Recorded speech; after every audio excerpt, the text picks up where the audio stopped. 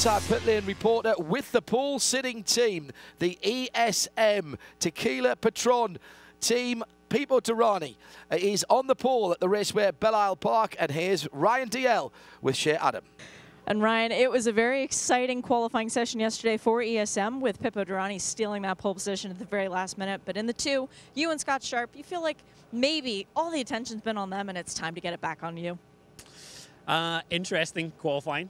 We obviously there was some confusion, I think, with the times and time remaining, and for sure people, you know, did what he does best, put a lap in when he needed to.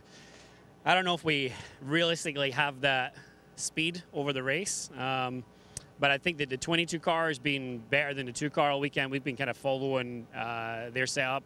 And so hopefully, I mean, at the end of the day, we kind of did a split strategy here. We're going to see if it works.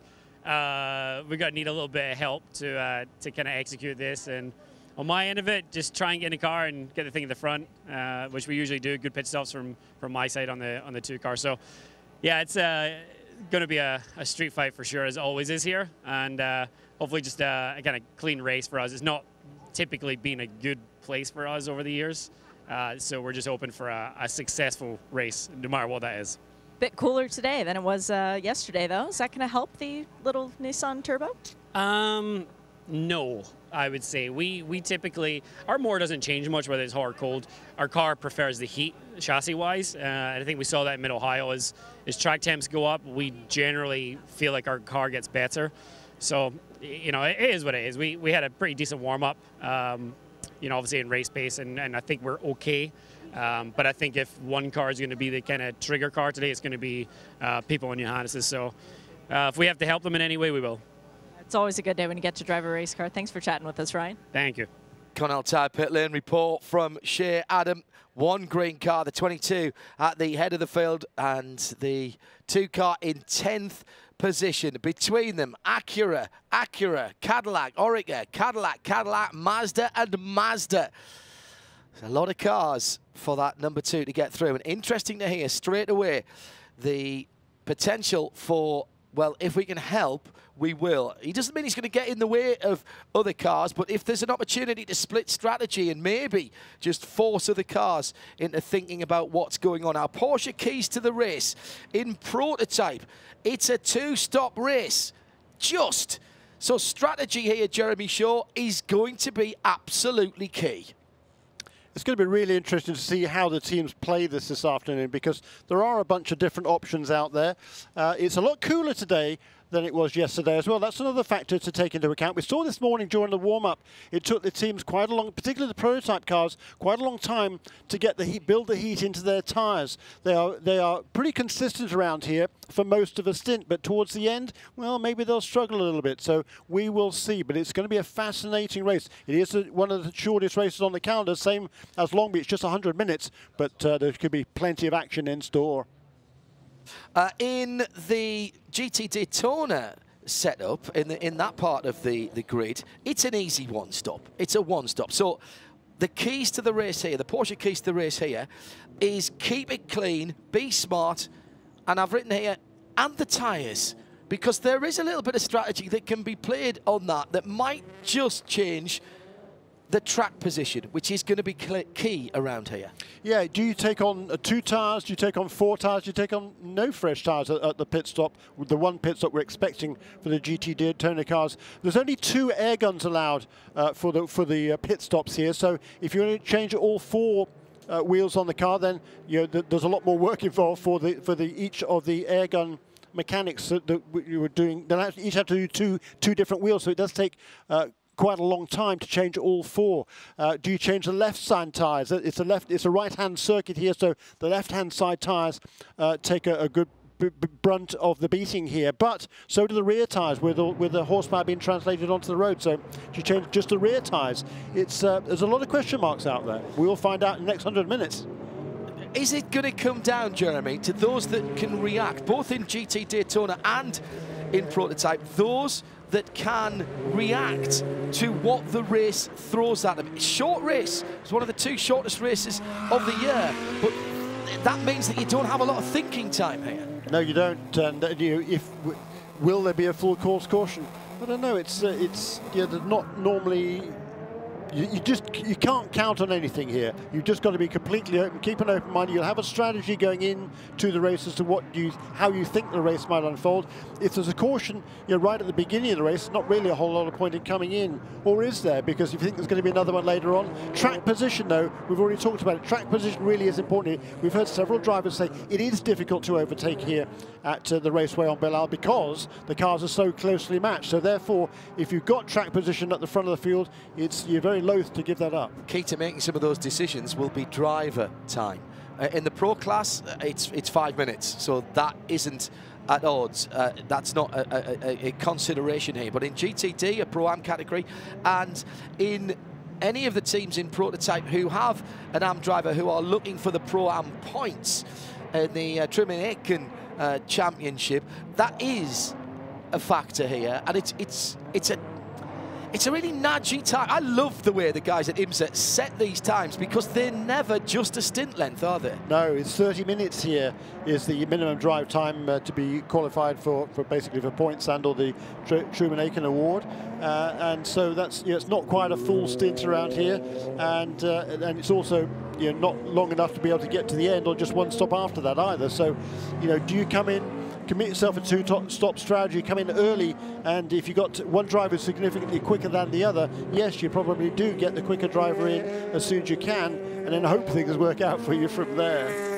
The tail end of the field has just passed the IMSA Broadcast Centre, and that is John Potter with the brand new V10 engine in the number 44 GT Daytona Audi R8 at the front of the field. Pipo Derani qualified brilliantly in the number 22 Nismo-powered DPI for Tequila Patron ESM. He has been set to stun. Remarkably, Pipo is a first-time driver here on Belle Isle. You would not have believed that the way he's attacked this circuit from the word go. They have improved that car in every single session, and the team car, the number 2 as well. They've gone about their work very, very well indeed. In GTD, Brian Sellers, championship leader with his teammate Madison Snow in the 48 Lamborghini, another V10 engine, mid-engined car. The red, black and silver number 48 has Catherine Legg for company on the front row. She's second in the championship at the moment, and those two drivers have been among the quickest in the GTD category right across the weekend. We've got a real street fight from the cars that are most like street cars. Yeah, we do, and in the prototypes, you're right, Pipo Derani, that number 22 car was 11th fastest in the first practice session. They had a lot of work to do. They've done that, and also it was a very opportunistic lap from Pipo Derani qualifying yesterday. There was a red flag stoppage, wasn't much time to set that time. He just got his lap in. Some of the other guys didn't really get a clear enough lap, so I don't think that Nissan is the fastest car here by any means, but can he keep it there? That's going to be the question. And give Pipo Derani the mere scent, a scintilla of a sniff of the lead, and the Pipo effect is important. And the guy alongside him at Juan Pablo Montoya, same scenario there, and he doesn't give an inch either, does he? And he's got a bit of backup as well with Helio Castro Neves sitting right in behind Derani in the second of the Acuras. 22 and 6 on the front row. Nissan and Acura, Acura and Cadillac 7 and 5 on row 2, and Derani leads them around. They'll get the green flag this time around. 100 minutes, 1 hour and 40 on the countdown clock. It's the Chevrolet SportsCar Classic from Belle Isle. We're live trackside, IMSA Radio and TV together. The green flag is in the air. We are racing, and Derani gets the jump down towards the first corner. Side-by-side action, the two Cadillacs having a bit of a bump and a barge and trying to come through there and take advantage. One of the Masters, the dark red machines, that would have been Barbosa and Eric Curran, who were having a bit of a battle. Misha Goiberg didn't get a good start in the 99, but he's been able to pull his way through. In fact, it was Goiberg that came through, not one of the Masters. A lot of red cars at the sharp end of the field, and Goiberg got a really good start then. Misha Goiberg in the 99 started in 5th and has managed to get through and push himself forward. He's in 6th position at the moment, but he is trying to move forward as the two dark-coloured Cadillacs go out onto the far side of the circuit, and Pipo Derani has cleared off. Yeah, it was a great start by Renger van der Zender in car number 10. He made a couple of positions. They got ahead of Misha Goiberg. Goiberg qualified really well here last season. He's lost a couple of positions here on the back straight, perhaps. But yeah, hit the wall too. He got elbowed wide there by Eric Curran in car number 31. There's no damage to that number 99 car. It is fast. They had a great run here 1 year ago, finished in 3rd place. Aggressive move early by Eric Curran.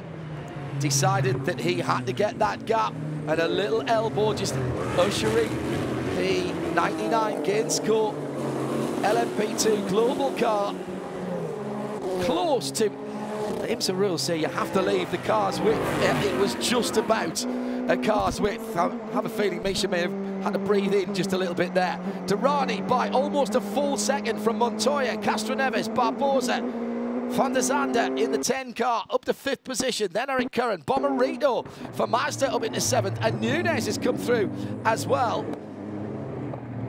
And still the battle's going down the back straight down into turn number 3, and it's an internecine scrap between the two Mazdas, and they've changed position there. These are cars that are out of position from their qualifying, didn't get the qualifying right. Mazda Team Yost not happy about that, but using the opportunity early on to make up positions. They believed they had a top 3 qualifying car. They were nowhere near that. They were down near the bottom of the top 10. Yeah, that's right. They certainly didn't get the best out of those cars in qualifying, primarily because there was a procedural error during the qualifying period where the cars should have come to their pit boxes. They didn't. They had to serve a drive-through penalty at the restart, which came with just a few minutes to go. And of course, Bomarito and Nunes for the longest time shared a car, so this has to be a little bit weird for them. In GT Daytona, Brian Sellers leads from pole position. Catherine Lake still in 2nd. Justin Marks sitting in 3rd position. I watched the start there as they came past our booth here. Catherine actually got a really good jump. She was actually briefly ahead of Brian Sellers, but Brian dived to the inside. He squeezed through just right along the wall on the inside of the corner to get back into the lead at the very start of this race. Now they're settled down again. So they're in the same position. They qualified the first 2 or 3, but it was very, very tight at the start. Heck of a start from Ben Keating, who's up to 5th, ahead of David Hennemeyer Hansen in the Lexus. He's the top Mercedes AMG GT. Cooper McNeil in the 63 Ferrari, 7th. Then Mike Shine in the 16 Porsche. Expect to see that Porsche going forward. Meantime, back at the front of the field, the number 2 coming through and making a position. Scott Sharp goes past Misha Goldberg, who's dropped down now to 10th position after he was as high as 5th earlier on. The leader, Pipo Derani, has cleared out, and he's making his bid for freedom. Juan Montoya, 1.2 seconds behind his teammate Castroneves in the number 7, another 1.2 seconds behind him, so it's 22, 6, 7, and 5. The first of the Action Express run cars, the Mustang Sampling Racing number 5, is in 4th position ahead of Renke van der Zande in the gloss black number 10. And it's all beginning to bottle up behind Helio Castroneves, and it's side-by-side action as they come through to turn 12 and 13 and begin to pick up space again. Derani, where's Derani? Where's Derani? Derani's gone missing. Montoya leads the motor race. Where's Pipo Derani? He's dropped all the way back behind 10. Mistake for Pipo Derani. And he was scored 4th across the line, and he's dropped further back than that. Now, is this a car problem or was it a mistake? He's not up to speed. Oh, disaster for the young Brazilian. Off to Le Mans to drive a Ferrari in the 24 hours there. And hello to everyone listening at Le Mans and watching at Le Mans. Mobile One 91.2 FM turned on especially today so that all of our GT Le Mans teams and other drivers who are over there can listen in. Many will be watching on IMSA TV as well. So Montoya gifted the lead, and Shea Adam has this on the pole-sitting car as our Continental Tire pit lane report. The team said it's a steering issue with the number 22. Pipo Derani reporting back that he is having some pretty massive issues. They're debating right now whether or not to bring him in because they don't know if they can actually fix it. Shea Adam with the latest on the pole sitter. Electric power steering on most of these cars, and we have seen how dangerous that can be if there's an issue. That was part of the problem for Pietro Fittipaldi, and why he had to miss the Indy 500 last weekend, because he lost his electric power steering at Spa in the World Endurance Championship, and the car's become pretty much undrivable. It's, imagine if you turned the engine off on your street car at 80 or 90 miles an hour, not suggesting you do this, and then try to turn the steering wheel through 90 or 180 degrees. It's almost impossible to do it. Now add on to that the invisible hand of downforce that's pushing onto these cars, and all of a sudden it's really, really hard to drive. Shea Adam. They are going to bring Pipo into the pit lane. All the mechanics are up on the wall. They have the fuel nozzle ready. And interestingly, Johannes van Overbeek helmeted and ready to get in the car. So Pipo's day might be done, but the car's day might not be. It may be a quick Control-Alt-Delete on that car. He's done 5 minutes, so he's qualified, and therefore he'll get his points in the championship. But they are going to cover off a potential. They could put him back in again, of course, at the end of the race, because it will not be able to go from here, and Derani's pace is well off. Last lap was a 26.7. No, check that. That was his best lap. It was a 33 last time around. And he's really struggling to get the car through the fountain section. And the pole sitter, who looked so good. And he's really struggling with that car. He's trying to steer it with the throttle and get the car to rotate with the Nismo engine. Of course, the problem is if it goes too far, you can't counter steer. And he'll head to the pit lane this time with just on 90 minutes of the 100 he started. Still to race here. Surely a challenge for the win is done for the pole sitter, as into the pit lane comes Pipo Derani right in front of the IMSA Broadcast Centre. The team are ready and they'll go to work. Shea Adam is our Continental Tire pit lane reporter. Fuel nozzle has gone in. They pulled out the steering wheel and gave him a new one and closed the door again. Pipo still installed behind the wheel of the car, is trying to engage in gear. There he goes. And now he's back out. So they do have Johannes, but he is not going to be getting into the car this time. They're going to try a new steering wheel and see if that fixes things. Well, that suggests to me it's not steering, but some kind of shift issue that he's got, or control issue from the steering wheel. He did wiggle the wheel a little bit before he pulled away, but cruel look. The team car in 8th position, and Derani has dropped all the way to the back of the field, but importantly stays on the lead lap. In GTD, Brian Sellers has Catherine Legg for company, and it's close company. And a Mazda problem, it's the 55 car. Drama early on for Mazda Team Yost. And that car is moving very slowly indeed for Jonathan Bomarito, and he's round the far side of the circuit trying to stay off the racing line. Difficult to do here. So not yet 10 minutes completed, and there's a Soul Red Crystal Mazda limping back to the pit lane. Now, we saw an issue in one of the early sessions, Jeremy. I think he's going to get it back to the pit lane. He's just off to our right and does get it in. They had to take that car behind the wall, reset it, and then the car came out. Now, that was the 77, and this is the 55 with a similar problem as the GTD battle goes through, and Catherine Legg thinks about the inside line in turn 1, but can't make it. Turn 2 opens up, you get on the throttle very early, but there's a nasty bump as you crest a little bridge as the Mazda has hit the pit lane, and Shea Adam has the details. There's a lot of consternation down here, John, because they weren't expecting the car to come in. They hadn't heard anything on the radio about Jonathan having any issue. The car just came up on the jacks. The wheels are spinning, so that will be a penalty if they can get the car back out. But they are revving it and looking at the exhaust. And it's up on its air jacks right now. No other work going on besides mechanics looking at the back. Ralph Yutner is standing on the wall, talking on the radio to the crew members. They've now signaled Harry. Nope, Jonathan still has the wheels spinning. So this has been a prolonged issue. It's got to be something with the car stuck in gear. He's revving it and the wheels are just turning. Now they shut the engine off and take the engine cover off. So this is going to be a longer stop for the number 55. Meanwhile, the number 77 car, as the 55 was coming into the pits, the sister car number 77 just set the fastest lap of the race, Tristan Nunez, 1:23.36, taken away fractionally quicker than the race leader, Juan Pablo Montoya, in car number 6. So drama very, very early on for a couple of the cars that we wanted to keep an eye on, with the pole man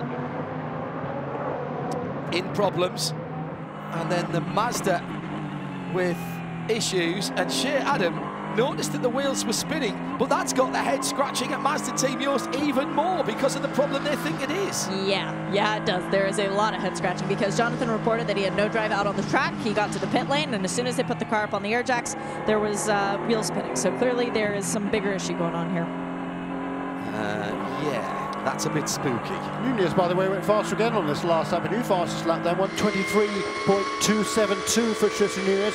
The race lap record here set last year by Jordan Taylor in the Cadillac at a 1:23.1. So still not down to those times yet for our race leaders. And let's pay off the story at the Mazda Team Yost pit. Drive, no drive. Shea Adam with this Continental Tire report. Broken drive shaft, so they are taking the 55 behind the wall. A 100-minute race, though. Even if they can get it back out, no chance of a podium. No, not this weekend. It's not been their weekend on so many different levels. Still Brian Sellers leading GTD from the 86. So 48 Lamborghini from the 86 Acura. The second of the Acura is Justin Marks. In the red car is in third place for the moment, but he's under pressure from Dominic Baumann. Then a bit of a gap back to Ben Keating in the 33. Mercedes-AMG GT, and the second of the Lexus, excuse me, is David Ennemar Hansen in 6th position. In prototype, Acura, Cadillac, Mazda are your top 6, 7, 5, 10, 31, 77, and just under 7 seconds between that top 6, with Montoya and Castro Neves 2 seconds apart, and João Barbosa and the rest of the top 6 very close indeed behind Helio Castro Neves. The 55 going behind the wall. That's your Cadillac race update, because real races never take time off. Just under an hour and a half. 1 hour, 27 minutes to go in the Chevrolet Sports Car Classic. You're live trackside with IMSA Radio and IMSA TV. And the biggest battle on the circuit at the moment is for third in GT Daytona. Justin Marks in the red and black Acura, number 93. Has Dominic Baumann right at his wheel tracks in the chrome blue Lexus number 14. And there's nothing, there's not even a full cast length between them at the moment. And this is exactly what we expected when we saw the practice and qualifying times from the GT Daytonas. Yeah, it is. And meanwhile, at the front, the top 3 are a lot closer than they were. Juan Pablo Montoya is he's running pretty consistent laps in the middle 1:23 range. The last couple of laps, so Helio Castro Neves in second place really got the hammer down. We talked about Tristan Nunez getting a fastest lap of 23.2. It's now down to 22.6 as a second place car right with the leader, and pulling in third position. João Barbosa is right there as well. I think Barbosa is pushing Helio Castro Neves actually, because he's been putting some quick times in as well. Jeremy Shaw alongside me, John Hindhoff, in the IMSA broadcast centre as the top 3 are together and on the back of the GTD field as they streak past us. I can't actually read the numbers. If I look out of the window, they're going so quickly. And already Juan Montoya has dealt with John Potter. He's got Christina Nielsen right ahead of him now in the 58 Wright Motorsport Porsche. And then it will be Robbie Foley in the BMW number 96, who partners Bill Oberlin this weekend. Then Mike Shine in the 16 red and white machine. That's the second of the Wright Motorsport cars, and all of the leading trio now having to work their way through traffic. And this is not like Formula One. Oh, off has got the Lexus. It's David Heinemeyer Hansen, I think, wasn't It it? is indeed. He's dropping down through the positions. He gets it back into reverse. The 15 car, David Heinemeyer Hansen, has damaged the right front. That is disaster for David. Takes his racing very seriously, very much a gentleman driver, doesn't make his living at it. Very clever lad, and love talking to him. Good man to have a debate with on social media. That was it, the early part of the circuit. Turn number 5. And it looks like he just hit the tyre wall there. He has continued. We're still green.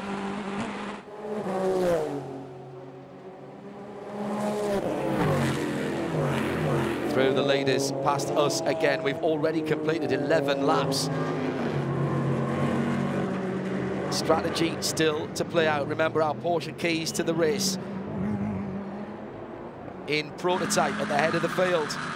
It's a 2-stop race, but when do you take the stops? Do you split it up into 3 equal parts, or do you go as long as you can? There's contact!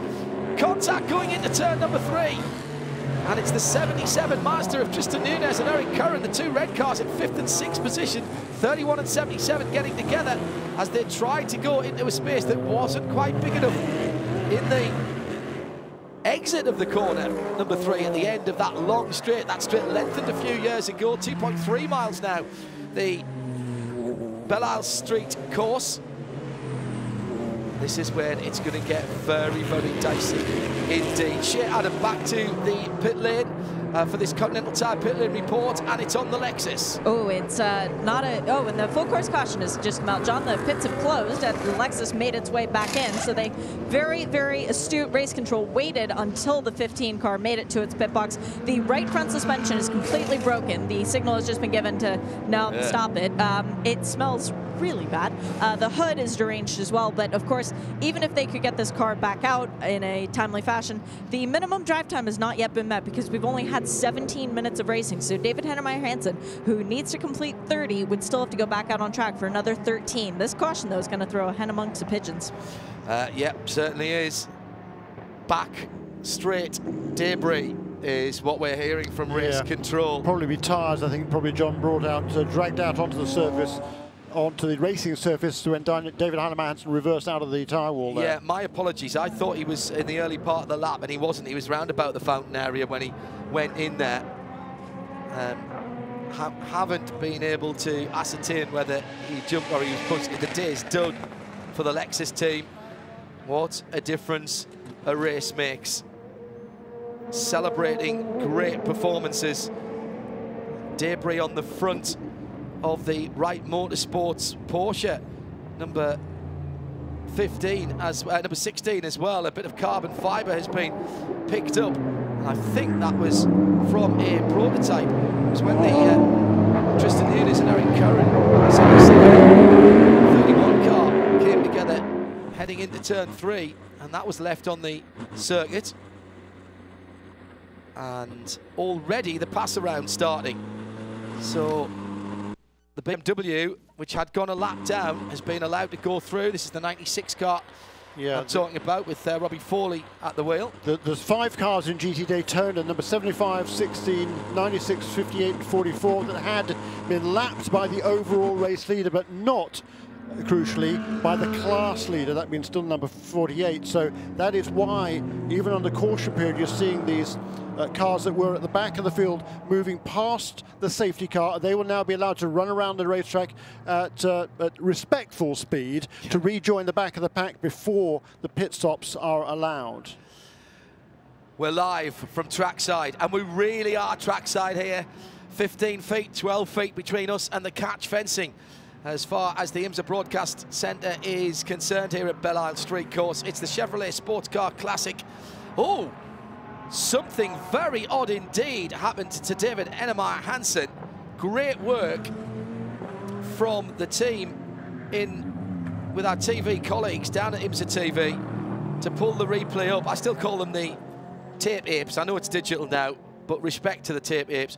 And the reason that I doubted myself about where that happened was he was into driver's right, and I thought it was an odd spot for the early part of the track, but something went awry on that car and it just bounced straight into driver's right. It was in the early part of the lap. Pit is open for the prototypes. We'll get a report from Lexus in a moment, but let's take the leaders, all of them, taking the opportunity to come in. An hour and 20 from the hour and 40, 20 minutes down, and here come the pit stops. Continental Tire pit lane reporter is Shea Adam. Everyone except for 2 cars came in the pit lane, John. Those would be the 5 and the 54. So the Core Autosport cars staying out. We have a driver change at the number 6. Montoya out, Dane Cameron in. Elio Castroneves out of the 7. And Ricky Taylor into his Penske Acura. For the number 31, the Whelen engineer wearing Cadillac. That is Philippe Nazar driving that car now, and Renger van de Zande is out of the Wayne Taylor racing car. In is Jordan Taylor. It's still Misha Goikberg behind the wheel of the number 99. It's going to be a big shuffle here in the lineup as the Mazda gets out ahead, the number 77 that is, with Ollie Jarvis behind the wheel. He gets out ahead of the Penske number 6, but behind the Penske number 7. Very, very long stops for both of the Penskes. They did complete driver changes. Not everybody up and down the pit lane did. The number 90, the Spirit of Daytona, welcome back. They are the last car to leave the pit lane, and Tristan Baudier has now taken over for young Matthew McMurray. And there was another driver change that also happened for the number 2, the ESM machine. That is razzle dazzle time. It's Ryan Dial who is in for Scott Sharp. Pipo Derani not yet with the driver change, but I do see Johannes van Overbeek's helmet as he is standing up on the wall. And breathe. Yeah, now, so all of the leaders then came onto pit lane except for the third place car, Joao Barbosa, who we had seen charging along there, really putting the two leading Acuras under pressure before we went to this full cause caution. Now, why did they stay out and everybody not? Well, because they feel now perhaps they can get to the end of the race by just making one pit stop. Everybody else is certainly going to have to make one more pit stop before the end of the race. If the number 5 team can stretch their fuel load, they might need another full course caution to do so, then they can make their one and only pit stop, they hope, at halfway through the race, and then be able to get to the end of the race. And because they have the track position, they are hoping that is going to play out to their advantage. We'll discuss that a little the more. number 54 team, by the way, slightly different strategy. They are after the Truman Aiken Award with John Bennett, who's not a professional driver. He does need to do the minimum 30 minutes, so they're going to keep him out there. Then they will hand over to Colin Brown once the 30 minutes elapsed time is completed. And the Truman Aiken Award, by the way, gets you an invitation to the Le Mans 24 Hours. Yes. Hello to everyone listening on 91.2 FM over there, syndicating there this weekend. Test day tomorrow on RS1, exclusive coverage. And on that subject, John Bennett is going to be going to Le Mans this week in order to do the Michelin Cup LMP3 race in the lead up to the 24 hours. And he certainly has every intention, I saw it this morning, he has every intention of hoping to do the Le Mans 24 hours himself in the future. Now, GTDs may not necessarily come in here. Shea Adam has this Continental Tire pit lane report. Well, they say that 1 is the loneliest number, John, but I'm not entirely sure about that. For the number 33 Riley Technologies Mercedes, Ben Keating staying behind the wheel. They are giving him fuel and 4 new Continental tires. So, yes, he will be starting from the back of the pack, but rubber here is very valuable, especially given the rate that the track's been eating up tires over the course of the weekend so far. So, Ben is going to have a rocket ship beneath him. He got a win here in 2016, and they still have that guy, oh yeah, Jerome Bleekemolen, to put in the car when Ben is done driving. Yeah, he's a handy chap to have in your back pocket, isn't he? So drama early on. Let's give you a Cadillac race update. Poleman Pipo Derani, shifting problems, certainly a steering wheel issue. Swapped the steering wheel early on as he was in the lead. He was struggling off the corners. And the number 2 car now down in 11th place, but still on the lead lap. And this full course yellow will help him there. Also problems for Jonathan Bomarito and the number 55 Mazda Team Yost prototype.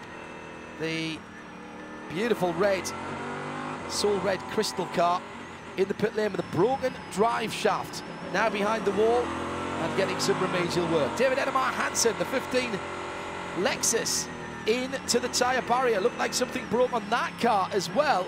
Heavy contact. David has got the car back, but it's the end of the day, I fear, for their challenge here in this race. Yeah, Jack Hawksworth really have had no luck at all. Well, last year the same as this year for poor old Jack, because he's been driving absolutely magnificent. He was a super job in qualifying by David Heinemann Hansen, but certainly did look like something went wrong on the car there for the Chicago-based Dane.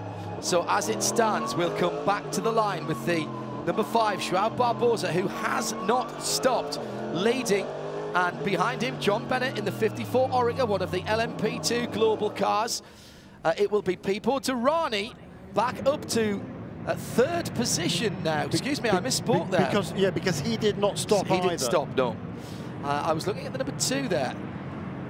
There will be the prototype in GT Daytona split. In GTD, Brian Sellers and Catherine Legge and Justin Marks and Dominic Bauman and Cooper McNeil will continue to battle it out. That's your Cadillac race update, because real racers never take time off. We're back to green flag racing, and it's a great jump at the head of the field from Joao Barbosa. Had 0.8 of a second at the line. Derani straight into second, scythed through on John Bennett, who was rather caught napping as the green flag came out there. Misha Goldberg in the red 99, Orica in third. Cadillac, Nissan, Orica Ligier. Sebastian Saavedra up into 5th position in the number 52 AFS PR1 Matheson Motorsport prototype he shares with Gustavo Yager, and we haven't called that number very often this weekend. No, we haven't. A stunningly fast stop by that team. Not quite sure how they managed to do that. Maybe they just took on a splash of fuel, no tyres there, and they were able to make up a lot of positions. And now we'll see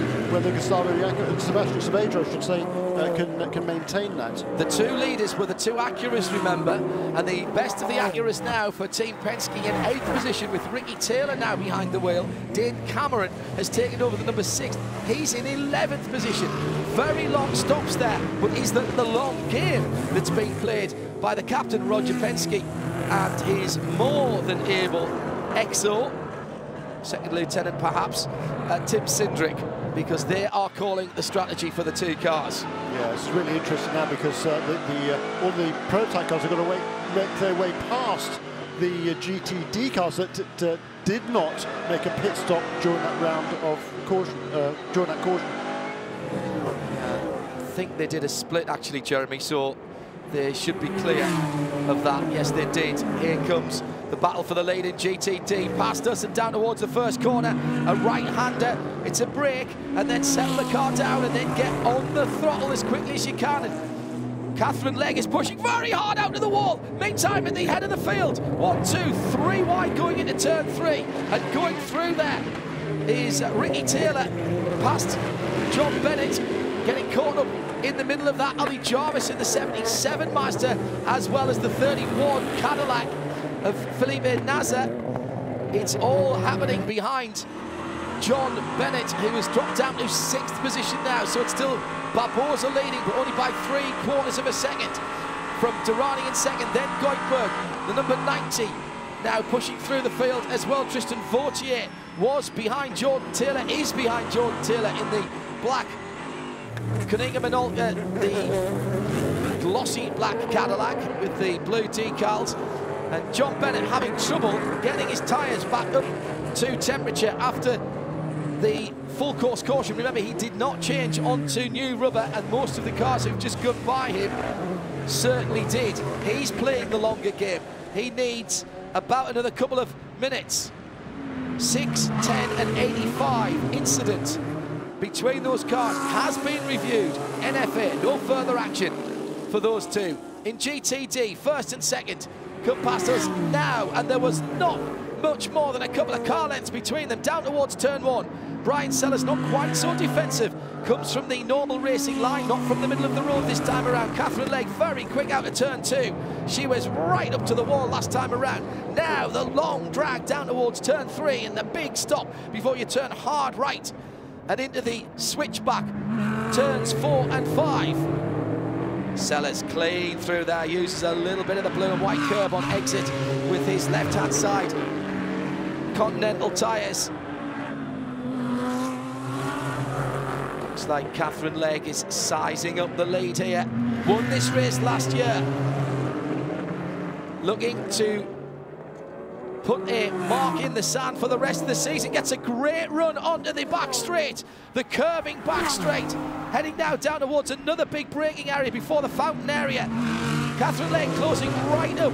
Two very similar philosophy cars here. The engine in the middle of both the Lamborghini and the NSX. Big moment on the bumps for the leader in GT Daytona, Brian Sellers, as he came through into the fountain area, and now as he exited, he's close to the wall.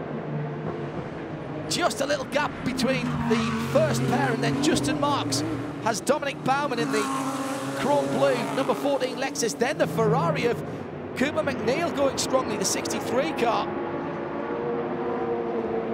30 minutes has been completed the minimum drive time for anybody in the GTD categories has been done. 6 down the inside. Dane Cameron, that was not a smart move. That was being reviewed. And once again, Penske getting the benefit of the doubt, and Poor 85 getting turned around. Robert Alon has often been the villain of the piece, that time completely innocent. Surely even under totting up by now, you'd be given a yellow card. Yeah, that was very forceful there. Three abreast, and I wondered why number 85 can't fall back. That was at the restart, wasn't it, just a couple of laps ago. So he's now working his back way through the field. That's been reviewed already. No action. Quick work in a short race. The teams will appreciate that. Answers on a postcard. We will have Michelin post-race tech after the race. I can hear your thoughts on that from Dane Cameron. Be at IMSA Radio on Twitter, trying to keep an eye on that. But there's so much action at the moment as we're live on IMSA Radio and TV. Shea Adam is our Continental Tire pit lane reporter, Jeremy Shaw and me, John Hindorf. And the pit stops have started. This was not entirely unexpected. Shea Adam. No, John Bennett coming in right at the 32-minute mark, having 31.5 minutes elapsed out on track. He has brought the 54 Orica out of the racing action briefly, as Colin Brown will be taking over for his longtime driving partner. A quick rev of the engine, but no wheel spin, which is the critical part, as John gets out of the car and Colin installs himself. They are not doing tires, they are just doing fuel for Colin. And this has been the car that has been the best of the rest of the non-DPI prototypes so far this weekend. So with Colin behind the wheel, they're expecting to make up some ground. The fuel nozzle is out, the driver change is still going, the car comes off the air jacks and goes away. So that was a really good stop by Core Autosport. Yeah, should just be able to retain the lead lap here. The leaders are still not yet up towards the end of the lap, so he's still on the lead lap. Here's car number 54, Colin Brown. He is now good to go. He will have to make another fuel stop, however, before the end of the race, but so will everybody else. Joao Barbosa leads. He's completed 19 laps and starts his 20th now. Check that, he's completed 20 laps and starts his 21st. The timing screen just catching up such of the speed of the car. Pipo Derani now is right with him, and Pipo has been given a second lease at life. He's been given a second chance at this race win. Thought it was all over for the pole sitter. Once again, the slings and arrows of outrageous fortune have played into the hands. Indeed, and not only that, but also because he came in with that pit stop on lap 5 earlier on, he'll need a little bit less fuel when he makes his next pit stop. Should be able to go, I think, from there to the end of the race with just that one more pit stop. Shea Adam, that's a fine bit of surmising from Jeremy and myself. Did they actually fuel that car when they came in? It would be odd if they didn't, but they were very concerned about getting him turned around quickly. All they did was give him a new steering wheel and take the old one out. There was no fuel done. Oh, wow. Right. Okay, so scratch that. Okay, not sure why you wouldn't do that, unless they thought they could do such a quick fix. It wasn't worth even getting the fuel over the wall. Battle for GTD continues. It's still poleman Brian Sellers leading the championship with his teammate Madison Snow. Second place in the championship, second in the race, Catherine Legg. She was the only driver under 90 seconds for a lap in the first free practice session. She's put a lap in under 1 minute 30 in every session since, up until the race here. GTD Championship playing out before our very eyes. First from second in the championship, first and second on the track. 65.5 minutes to go in the Chevrolet Sports Car Classic here on the Belle Isle Street course, 2.3 miles. Live on IMSA Radio and IMSA TV from the track. We are right by the exit of the kink before the start-finish line, which is where the lead battle has just gone through. Now into turn 2. The only broadcaster, Catherine Legg, I think all 4 wheels off the ground as she crested the rise and fired the Acura down towards turn 3. The only broadcaster trackside for every session of the IMSA WeatherTech SportsCar Championship. The 14 is in the pit lane. Dominic Baumann and Shea Adam has seen Dominic get out of the car. Here's a Continental Tire pit lane update. And Kyle Marcelli has gotten in the car, so our Mid-Ohio GTD winners are doing a pit stop at a very, very, very long driver change, as they did left side tires on the 14, and now it roars back into life. They had time to change the right side, though, because that driver change took way too long, and we should be getting the 63 Scuderia Course Ferrari coming in soon as well. All of their crews up on the wall, and Jeff Siegel ready to take over for Cooper McNeil. Great to have Jeff Siegel back in the championship, another plug-and-play driver. So that number 14 car should be good, just about able to get to the end of the race now without making another pit stop. So there's the first of the GTD cars to come onto pit lane, make it stop and go, he hopes, to the end of the race. It's stretching it a little bit at 64 minutes, but it should be doable. And certainly Kyle Marcelli, he's been on a bit of a roll himself. He's won not only the last round at Mid-Ohio, but also the last 2 rounds of the Continental Tire Sports Car Challenge as well. And the dice is being rolled and the dominoes are beginning to fall as well, as I mix my pub grey metaphors, because in comes the leader covering off that number 14 car, which was in 4th position. Brian Sellers, the man who was on pole position, is in the pit lane. As well as one of the Acuras, because the 93 has come in and both cars doing driver changes. Madison Snow taking over the championship leading Lamborghini, that number 48. They are changing the left side Continental tires first as the fuel goes in. And the 93 has Watson Osterbach installed as Justin Marks jumps out. They are doing, let me see. Yes, they are changing the right sides on the Lamborghini as well, so it will be a 4 Continental stop for them and a 4 Continental stop for the Acura.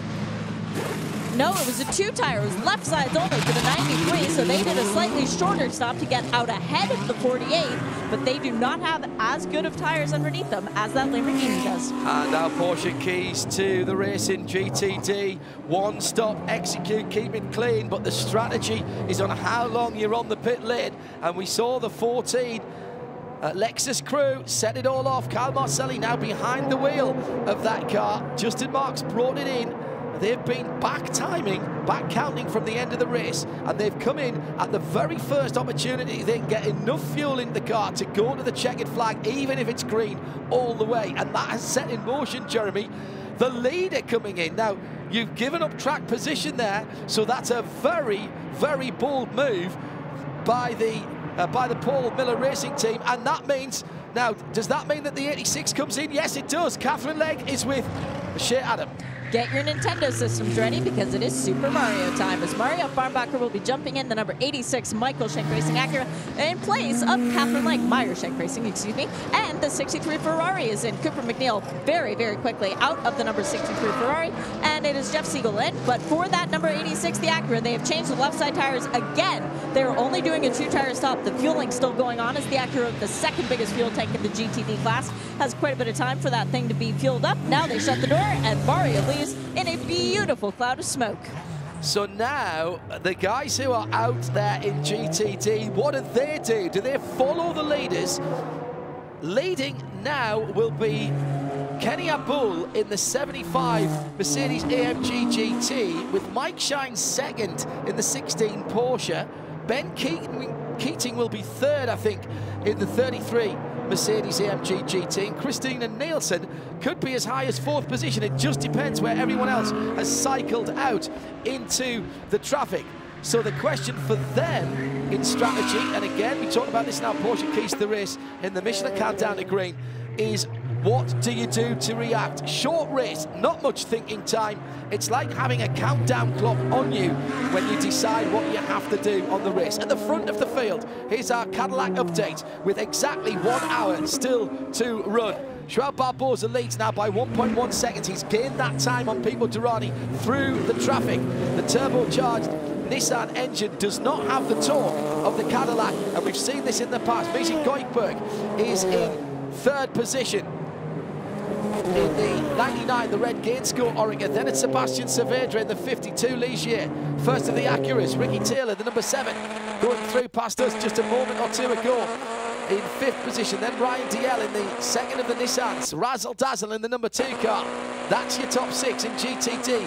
75 Mercedes, 16 Porsche, 33 Keating in the Mercedes-Benz. That's your Cadillac race update from Belle Isle. because real racers never take time off. The Chevrolet Sports Car Classic is brought to you on IMSA Radio and IMSA TV, live, direct, free and uninterrupted, whether you're here at the track on our scanner frequency 454 or around the world on the IMSA app. If you haven't got the IMSA app, why not? All new, improved, it's been speeded up. We've had a brand new homologation. It's Evo 2 for the IMSA app.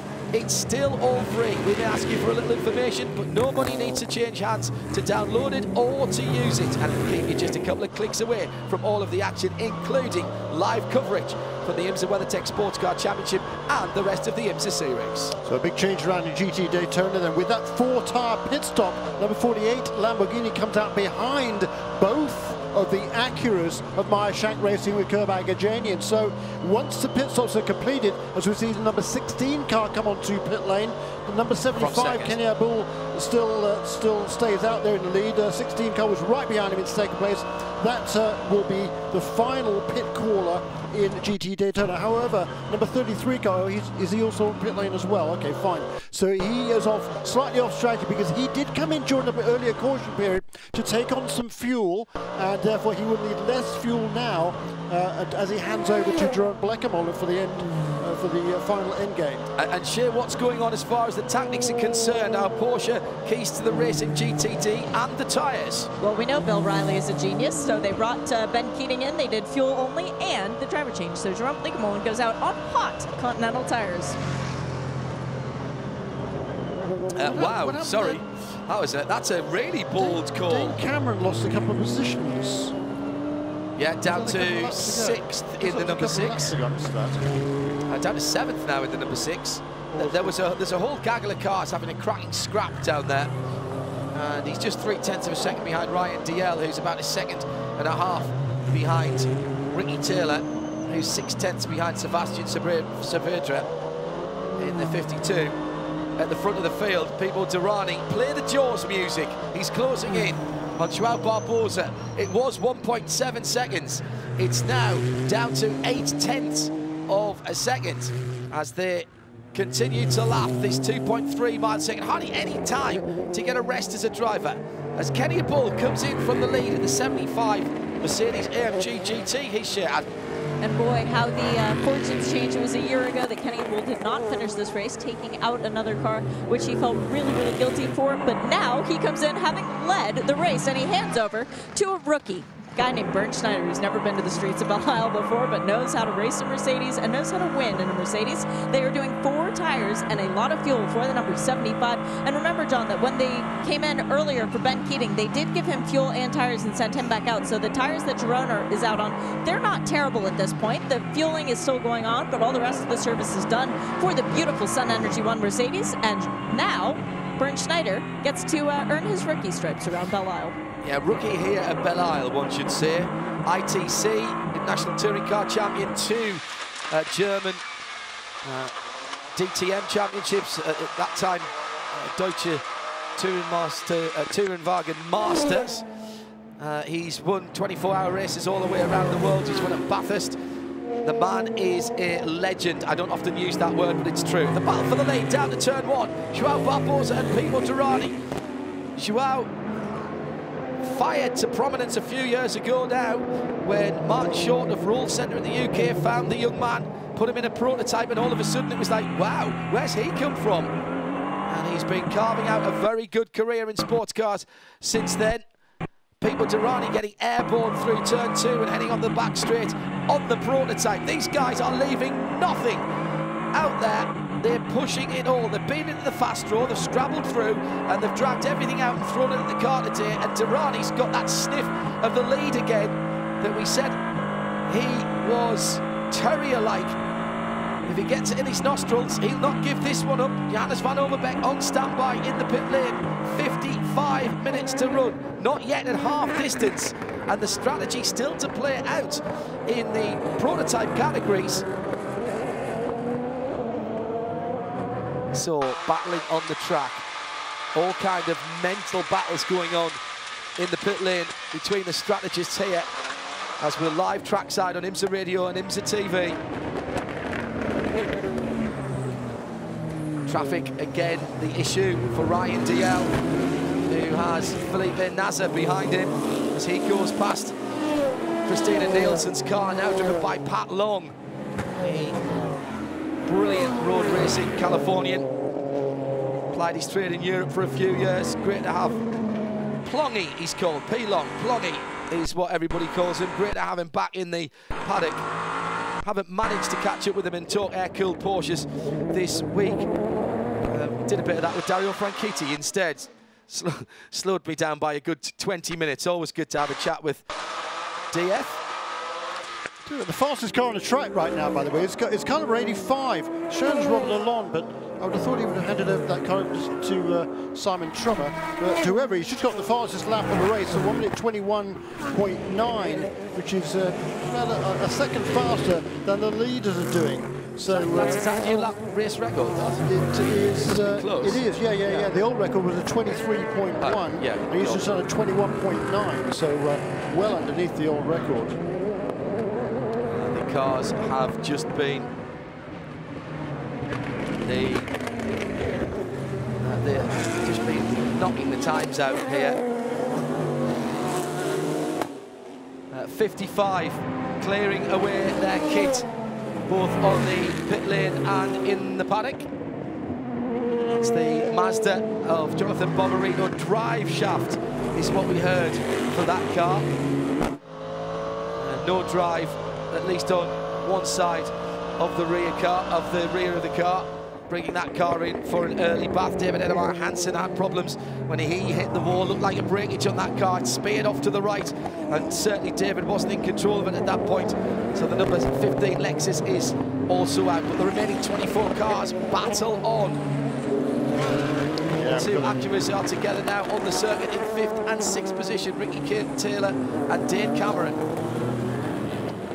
Split up by the 44 at the moment. Andy Lally being installed in that car after a huge and very uncharacteristic engine failure from the Audi V10.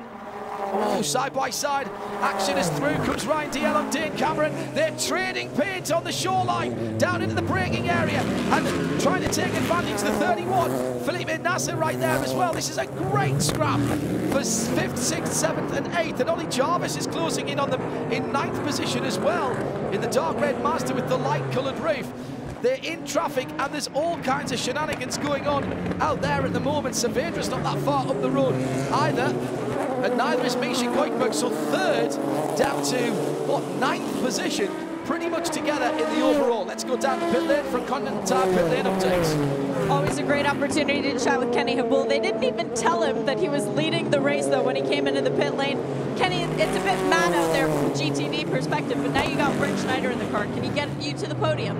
Mate, I hope so. Look, I had a lot of fun, but they're a bit crazy out there, and it's like they were battling for sheep stations. So I came in, I did the best I could. The car's strong and consistent, and listen, he's got more trophies that can fill up a concert hall, so let's hope. Good luck, Kenny. Thank you.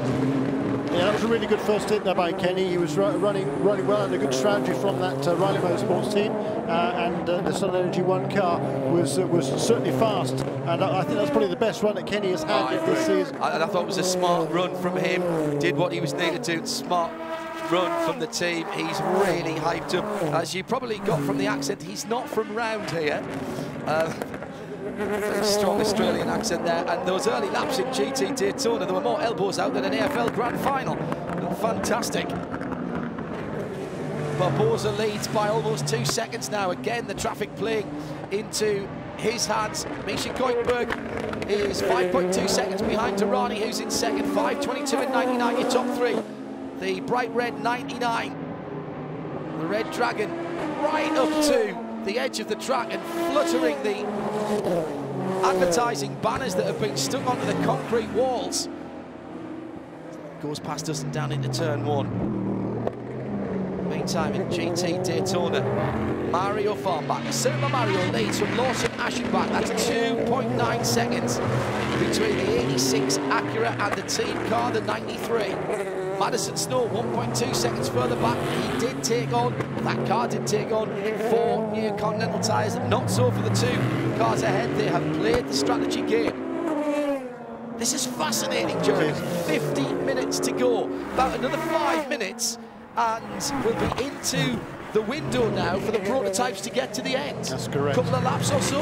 Yeah, a couple of 3 laps from now, probably 3 laps from now, and that is going to make a very interesting run towards the end. Quite short at this stage who's running absolutely flat out and who's trying to save a little bit of fuel. Become a little bit more apparent, I think, over the next couple of laps. And once they've done their last pit stop, of course, everybody will be turning up their fuel back to 11 in a spinal tap sort of way. This lead battle ebbing and flowing through the traffic. The traffic gives, the traffic takes away. Oh, in the pits. The leaders in the pits. They must think they can go from here. Otherwise, they would not have brought Joao Barbosa in. There's the first blink then. The twitch on the gun hand has gone to the 5 car. Barbosa in the pit lane for Mustang Sampling. He is trundling all the way down because coming in as the championship leaders, it is box number 1 for the Mustang Sampling crew. Felipe Albuquerque jumps off the wall carrying his seat insert, and Joao Barbosa hops out very, very spryly, clearly feeling pumped up after that stint. Felipe into the car. They have changed the left side tires. They go to work on the right sides, and a little bit of fuel still going into the car. Yep, they still have the fuel hose plugged in. The right side tire change is nearly complete. The air jack comes out. Just waiting on the fuel. Another perfect pit stop from the Mustang Sampling crew.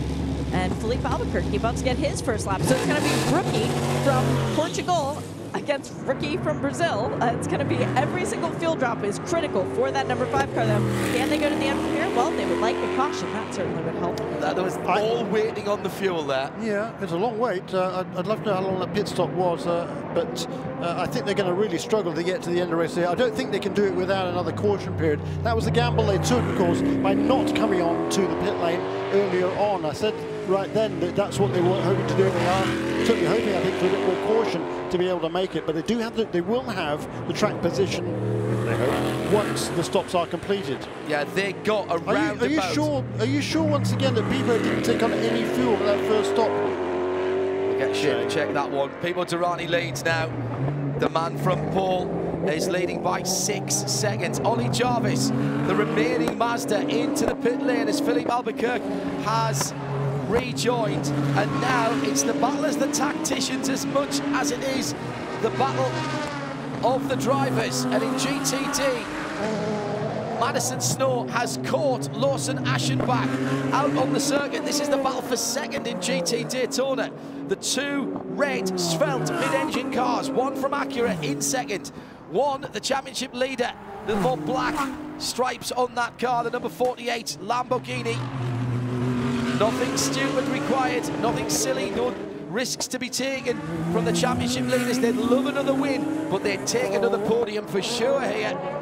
Although the championship lead would come down because their nearest championship contenders are leading the race at the moment. And Aschenbach is doing a good team job at the moment because the gap is over 3.5 seconds now between Aschenbach and Mario Barnbacher. Why is that important? Because that means it's 3.5 seconds and a couple of cars lengths for the championship leader to chase down the car that is in second position in GTD.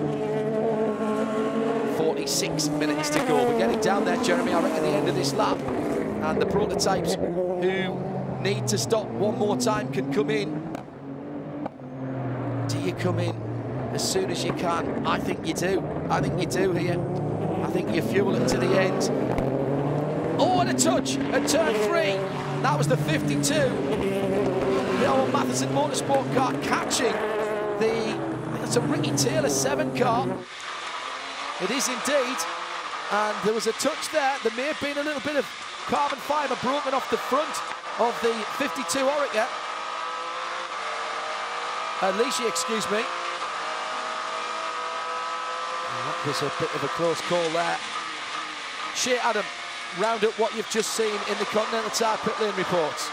Different strategies going on in the pit lane so far. The 90 did fuel and left side tires only. Meanwhile, the Mazda, the 77, when it came in, it did fuel only. And when it was about 5 seconds before leaving the box, Oliver Jarvis started revving the engine as hard as it would go. The car was actually creeping forward, even though it was not engaged in gears. So race officials were interested in that, as to why that would happen. But he went back out. So it's going to be entertaining to see who does what. Yeah, and the number 77 car, I believe, came out ahead of the number 5 because that seemed to be like a long pit stop for number 5. I think there might have been a bit of a problem on it, Shay. I don't think everything was perfect on number 5 pit stop. There's number 22, the race. No, it's not. It's number 2 still coming to pit lane. So number 22 must have taken on fuel at that first stop Correct. early on when they had the problem. It must have. It's a very quick splash. Shay probably didn't even see it, but I think they must have done. Otherwise, I don't believe they could be running as well as they are right now. Pipo Derani is looking good here. If he can maintain that, have a good pit stop, he could yet still win this race despite that early problem. John. 2 and 10 both took 4 tyres and fuel at their first stops. Report shit. Excuse me, that's the 2 and the 10 in there now, tyres and fuel. 8 laps is the advantage on fuel that Pipo Derani has got on the rest of the cars behind him. They all stopped on lap 14. He stopped on last 6, or that's the deficit rather, that he's got on the cars behind him. So they are all going to have to stop one more time. Pipo Derani, I reckon, can stop any time now from the lead. He's got 8.7 seconds. But why would you stop him? Leave him out there if he's driving away. If there's a full course caution, he still gets to come into the pits first. No, he's pitting. He's pitting now, and Shea Adam has the leader. It will be a slightly longer stop because they're doing the driver change as well. It's Johannes van Everbeck's turn to play as he's been wearing his helmet since about 5 minutes into this race. He now gets an opportunity to drive this car, which won the 12 Hours of Sebring back in March. We know it's capable of winning races. Well, it's especially capable of winning races when they give it 4 Continental tires, and that is exactly what they have done. The driver change is still going on, as well as the fuel fill. We know it takes 30 seconds to fully fill a prototype tank, and that is all that they are waiting on at this point. The driver change is complete, and everything went flawlessly in that section of the stop. So now they're waiting. The fuel pulls out, and Johannes van Everbeck cleared to go out on track. So now the chase begins for everyone behind Misha Goikhberg, who leads the race for the number 99 JDC Miller Motorsports Gain Score Auto Insurance sponsored machine. He can't be staying out there too much longer. Doesn't need to. He's got right behind him now Ricky Taylor. He can't. Well, we've seen the Acuras go a little bit longer, certainly at Mid-Ohio. That V6 engine, very enthusiastic but also quite efficient, as Dane Cameron, as he's burning the fuel off in 3rd position, just put the fastest centre section in of anybody as he's closing down the lead. Oh, touch on the wall, touch on the wall for Ricky Taylor coming out of turn number 12 and heading towards us. Now, did he take off any of the dive planes on the left front of that car, or was it the back end that slid into the wall? But he definitely scraped off some of the advertising hoardings. Yes, he's done damage. He's done damage to the left front of that car. The dive planes have been deranged very slightly, and there's a little bit of a scrape down the side of the immaculate paintwork, as in, out of 4th position, comes Felipe Nasser for the Whelen Engineering Cadillac. That looks like fuel only, Shane. That's exactly what it is, John. They are not even bothering with tires. So again, revving their engine. They are waiting because they want every last drop. Ian Watt, who sits on their pit box, did his calculations ahead of time. Now they tell Felipe, maybe take it a little bit easier, and he is cleared to leave as well. The 85 is in the pit lane. They are doing service to that car and waiting for the 99, the Red Dragon, which should be coming in this lap around. Steven Simpson taking over for Misha Goikhberg. And sad news for Spirit of Daytona fans, that blue Cadillac has come back into the pit lane, and the engine cover is up and off with both of the doors open. That is not the return that they were looking for. Well, it appears then that Ricky Taylor did not touch the wall. The advertising banner, which is being pulled off from the wall, as into the pit lane comes Goikhberg from the lead. The rubbish on the track flag is being held out, the black and yellow machine. That's because there's some advertising hoarding that's been pulled off the wall there, and that's what Ricky Taylor hit, and it has done damage. Meantime, the Gain Score car is on pit lane. Shea Adam with the Continental Tire pit report. Misha out, Stephen in, as the Russian-Canadian hands over to the South African-American. Figure that one out. As the driver change nearly complete. Very, very quick change for them. They are doing 4 Continental tires on this stop as well, and waiting on the fuel for the Orica. Driver change to Orica down.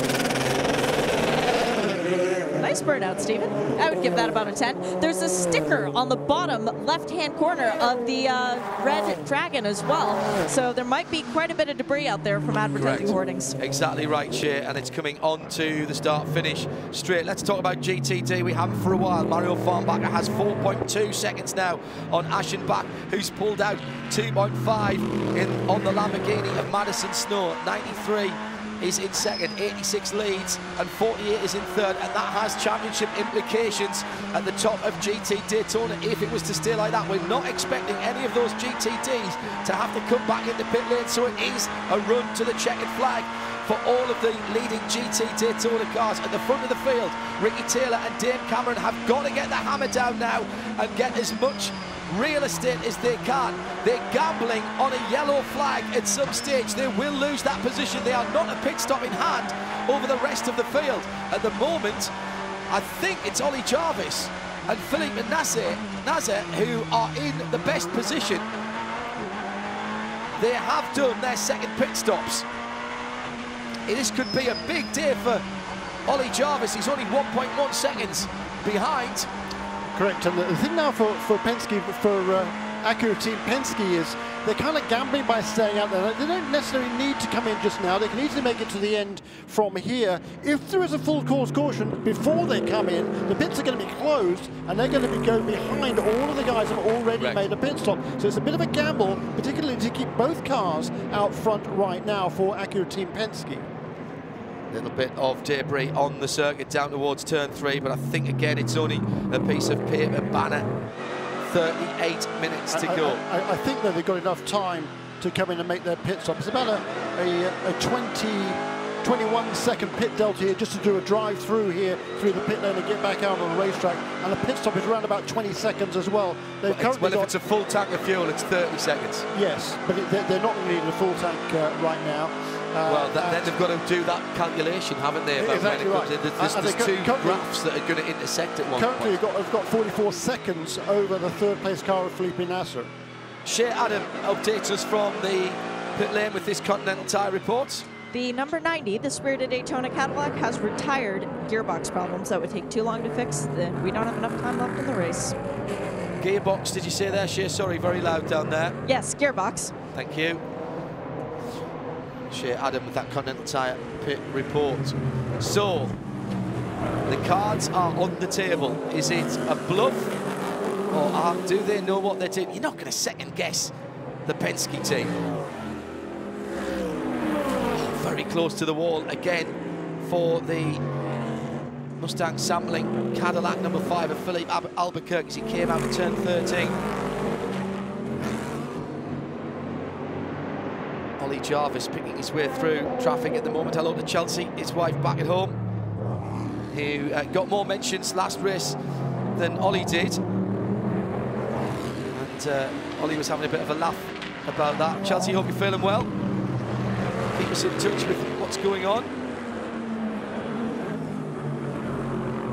Now, into the pit lane, Dane Cameron. I can just see the top of a prototype over the pit wall, and it's the number 6, Dane Cameron, from second position. Penske decides that now is the time. Shea.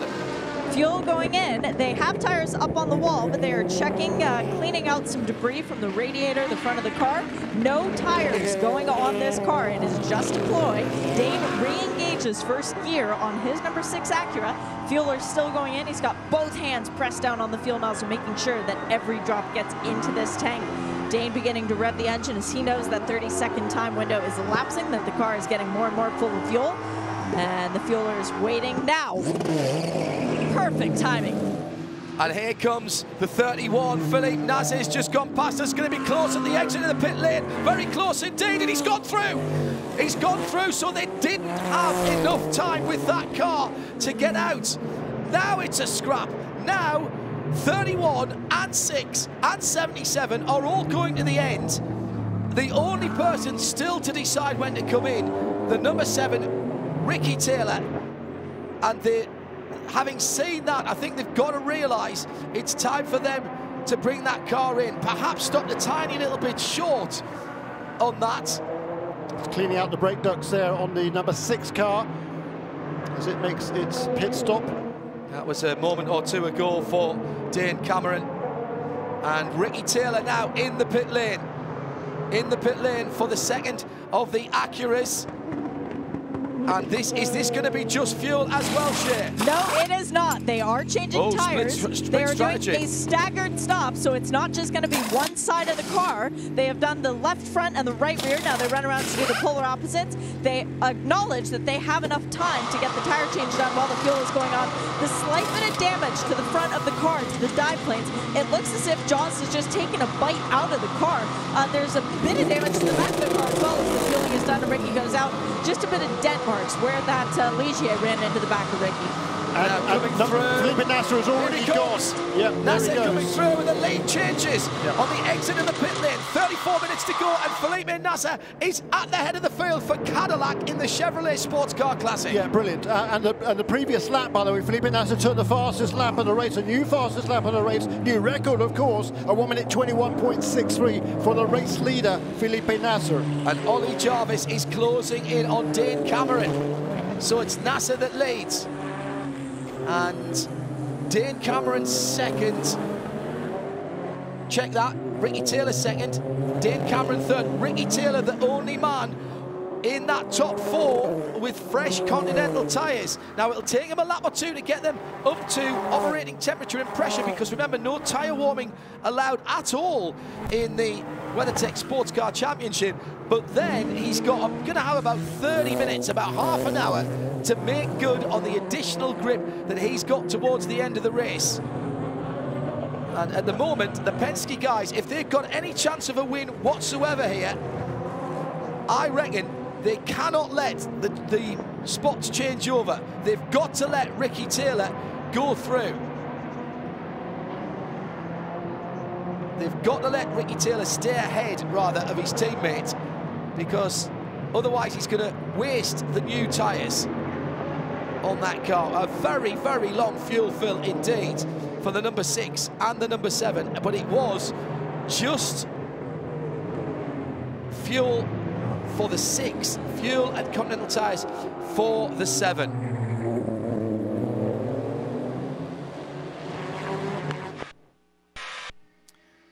Question, Jeremy Shaw, that is posed by Marshall Pruitt of Racer.com, and the thought had crossed my mind. They don't need a full tank of fuel with only 30 minutes to go, but they did a full fuel stop for both of those Penskes. Why would you do that? Just turn the engine right up and burn fuel for fun? Yeah, they wouldn't need quite a full tank, but they certainly, the tyres, I didn't actually see, was it 16th tyres, 17th. Were the tyres done yes. before the fuel was completed on the 7 car? And the 6 was there a very, very long time. Yeah, okay, well... In our Porsche keys to the race, we were talking about track position, and a couple of seconds either way would have made a difference to both of those Penskes. Yeah. So 4.5 seconds now the Acuras are going to make up on Felipe Nasr with just over half an hour remaining in this race. And tell you what, the mouse is right there, is the Ollie Jarvis. He's only a couple of seconds, 5.9. The gap has went out between first and second on that last lap. And Ollie Jarvis, he's the guy who got a little bit closer in fourth position in car number 7. He's closing in on Ricky Taylor and Dane Cameron. It is relatively cool this afternoon. It does take longer to get your tyres up to temperature. Agreed. Dane Cameron stayed on hot Continentals. Ricky Taylor put a brand new set. So it will take him a couple of laps, possibly, to get them up to temp. Colin Brown in for the last stop for Core Autosport from 10th position, already dropped down to 11 as Gustavo Jackerman goes through. Felipe Nasr looking pretty, sitting pretty at the moment, and looking pretty as well. He's a good looking lad. 6 seconds ahead of the rest of the field, and then just under a second between the next 3. Yeah, and another guy like Pipo Derani making his debut here at the raceway on Belle Isle. Another guy who absolutely loves the layout here. It's a real challenge for the drivers. It's a fast circuit, some quick corners and different track coefficients of grip here with the asphalt and the concrete. Walls right there, no room for a mistake. It's a great racetrack and these drivers absolutely love it. Let's take a Cadillac second, race. third and fourth right there. Cadillac race update. Start with GTD, Mario Farnbacher, his lead is down to 2.6 seconds over his teammate, 86 Acura from 93 Acura, Madison Snow another 4 seconds further back in the championship leading Paul Smith, number 48 Lamborghini. Then 11 seconds further back in 4th place, Jerome Blakemolen trying to make up time, and he is taking time out of the cars ahead of him in the 33 Mercedes AMG GT. 5th position for Jeff Siegel, back in the Ferrari and doing a cracking job. He's only half a second behind Blakemolen and half a second in front of the Lexus, the remaining Lexus, the 14 of Kyle Marcelli. In prototype, Nasser by 6.5 seconds now from Ricky Taylor, half a second back to his teammate. 31, 6.5 seconds back to 7, half a second back to 6. The two Penske Acuras together there. In 4th position, Ollie Jarvis, matching times with the two Acuras ahead of him in the 77, the remaining Mazda. His team car, Jonathan Bomarito at the wheel when a drive shaft gave up on that machine. Then it's Philippe Albuquerque in 5th position, the number 5 Cadillac. He's another 5.5 seconds further back, and Steven Simpson is just under 3 seconds away in 6th position in the 99 JDC bright red Oregon, and that is the best of the LMP2 global cars. That's your Cadillac race update with half an hour to go. Make that 29 minutes now. Cadillac, because real racers never take time off. So, Jeremy, now our Porsche keys to the race. We can rip that piece of paper up now, because all of the strategy plays are done.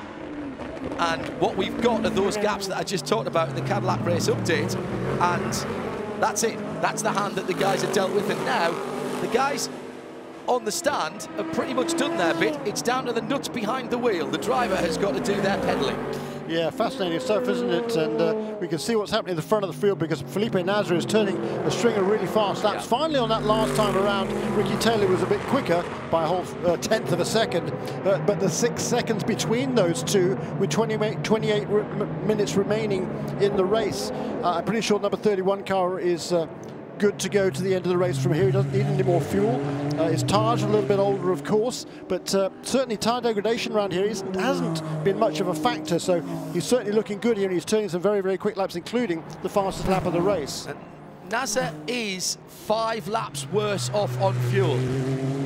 Yeah, but I think he's got enough. He came in with about 44 minutes, I think it was, to go in the race. So should be fine. In GT Daytona, by the way, the two... Ollie Jarvis, by the way, is the one who's the least best off for fuel, if that makes sense. Yes. He was last in on 35. That's another 4 laps worse off than the leader at the moment, and I think that's stretching it for the Mazda. I might be wrong, but they might have tried to play the game to get track position. It all won't matter if we get any kind of full course caution, but he is, you know, 9, 10 laps worse off than the two Acuras ahead of him. That's right. In GTD, by the way, the two Acuras all of a sudden are a lot closer than they were. Number 86 car and number 93. Oh, yeah, it's come down again. It was 4 seconds and it went down to 2.6. Now it's 1.7. Yeah, and in 3rd position there, Brian Sellers, he's been closing as well. The gap. Madison Snow now. Madison Snow, excuse me. Right. The gap between the 2nd and 3rd place cars was about 3.5 seconds 5 laps ago. It's now down to a little bit over 2.5, so a couple of tenths quicker each lap for that number 48 car that did take on a fresh set of tyres. Correct. Crucially, he has newer Continental tyres, and also crucially, he's now much closer to the leader. He's not that much closer to the 2nd place car, but he's much closer to the leader as they both get a little bit closer, or all 3 of them get closer together at the head of that GTT battle. Cars getting airborne over the turn 2 jump. Not quite as much air as we saw from the Stadium Super Trucks early on, which were completely and brilliantly bonkers. Fighting way through traffic at the moment. Simon Trimmer in the number 85 bright yellow Orica for JDC Miller Motorsport. It's great battles going down right through the field with Kyle Marcelli and Jeff Siegel. Elbows out, scrap there. Just in front of them is Jerome Blakemolen, and they are battling. 33 then, the white and green Mercedes is 4th in GTD. Siegel in the light coloured Ferrari. I do like a white Ferrari, actually. It does look good. He's in 5th. 6th, Marcelli in the very bright blue Lexus. Reflective blue. 25 minutes to go, Jeremy. Has Nasser got the legs on the field? Well, at the moment, the answer would be yes. Question for me, has he got the fuel? And Jeremy seems to think yes as well. Scribbling away on his lap chart there. Just to my left, we're live trackside. Chevrolet Sports Car Classic is taking our focus here. What a cracker it's been. Belle Isle Street Circuit here, Detroit, Michigan. One of our favourite places to come. Great night out watching the Tigers last night. A fine victory for them over the Blue Jays. Thanks to everyone involved in sorting that out. American Park, what a great venue. And a problem for the 85. Not the first time I've said that this weekend, but this time it's Simon Trimmer rather than his teammate Robert Alon, who just went a bit long. He's in the fountain area, so that would have been turn 8. But he's not hit anything, and he's got the car pointed in the right direction. In 11th position, and John Bennett 50 seconds behind, so that's not in doubt at the moment. Ryan DL, Johannes van Overbeek, Steven Simpson, all having a scrap out there at the moment. See, Steven Simpson is up the road, so that's a lapped car in there. That's the 54 Core Autosport car of John Bennett with the 2 ESM Nissan-powered cars going through into turn 8. The right-hander into effectively 3 sides of a square around the very pretty fountain. Pumping water today. Looks great. In front of the fountain, should I say. Now back onto the waterfront. Canada to the south of us here. To the vagaries of geography in these parts. Reminder, tomorrow we'll have 16 of these drivers heading to the Circuit de la Sarthe in northern central France. And you can hear exclusive live coverage of the 86th Le Mans test day over on our sister service RS1. Johnny Palmer and the team are down there, already broadcasting this race on 91.2 Mobile One Radio Le Mans and on RS1 around the world. Hello to everyone in France watching and listening on IMSA Radio and TV as we bring the sports car endurance communities together. 22.5 minutes to go. Let's take a Continental Tire pit lane report with Adam. It's always a nice thing when the minutes left are fewer than your car number and you're leading. So Eric Kern in the 31. You guys feeling good about your fuel numbers to make it to the end of the race? Yeah, I think we're in good shape at this point. Yeah, it's interesting how it's all worked out. It's kind of like, you know, we've had a good car all race long, but we've kind of been, you know, 5th, 6th in the beginning of the race. But it's all about strategy and timing and getting the placement right within the GT traffic. And, you know, we didn't put tires on that last run, which I think helped us out a bit. But, you know, Tim on the box does an amazing job with strategy. So it's nice to have that Whelen Cadillac up front, especially here in GM's backyard in Detroit. So feeling good. It kind of reminds me of leading a couple years back. So there's still some time to go, so we can't get too excited yet, but looking pretty strong right now. There's only been one team that's won in the last 5 years that's not been Wayne Taylor Racing, and it was when Eric Kern was driving for him. Whelen Engineering. Good luck today. Yeah, thank you very much. Appreciate it. Need to do that again. Shea Adam with the Continental Tire pit lane report. Fuel good on the 31, and Philippe Nazir good. Last time around a 22.4 against a 22.9 and a 22.6 and a 23.6 and a 23.1 from the cars that are chasing him down. Ollie Jarvis puts a quick first sector in, a quick second sector. This is going to be his best lap of the race here if he gets a clean run in sector 3. He's trying to close down those 2 Acuras. Couldn't do it. The Masters couldn't quite do it at Mid-Ohio. Had to settle for 3rd position for Master Team Yost. And again, they're right on the pace here.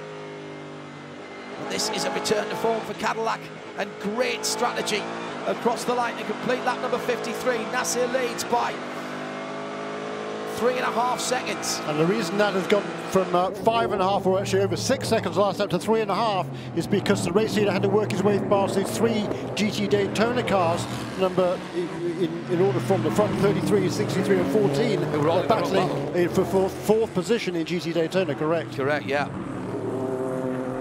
Quite some way behind the 3 leaders, but having a great little battle there. Yeah, and talking about GTD, as Jeremy was there, GT Daytona, the 2 Acuras now within 1.5 seconds of each other, and the top 3, which were spread out to almost 10 seconds at one point, now within 3.5 seconds. And Madison Snow still with the best tyres, remember, took tyres at the last stop, 4 tyres, where the Acuras only took 2. 86, 93, 48, the top 3 in GT Daytona, and that is just gently coming back together. Big problem for Dame Cameron getting past the traffic that Felipe Nasr has just had to do. Felipe Nasr he's going to pull out a bit of a lead here. Ricky Taylor did a fairly good job there, but Dane Cameron caught those battling trio of GT Daytona cars right in the fountain section, and there's only one line through there, Jeremy. You can't blame the guys in the GTDs, and Dane actually didn't try and force it too much. I thought that was smart driving by everybody. I'm not sure what happened there for the number 48 car of Madison Snow. All of a sudden he lost 3 seconds to the 2 leaders, the 2 Acuras.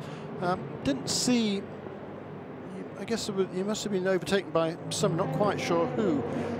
Didn't see it, but he certainly cost him quite a bit of ground. So all of a sudden, having got that gap down to about 2 seconds from second to third, he's now got 5 seconds deficit to make up if he's going to catch even the first of or the second of the 2 Acuras. Meantime, Dane Cameron being held up has allowed Ollie Jarvis, who is on a bit of a tear at the moment, to close within 1 second of Dane Cameron. So 3rd and 4th now within 1 second on the circuit. It's the mostly white Penske Acura and the Soul Red Crystal 77. That's the one with the silver roof. And Ollie Jarvis looking for a 2nd podium in consecutive race weekends for the Mazda Team Yost outfit.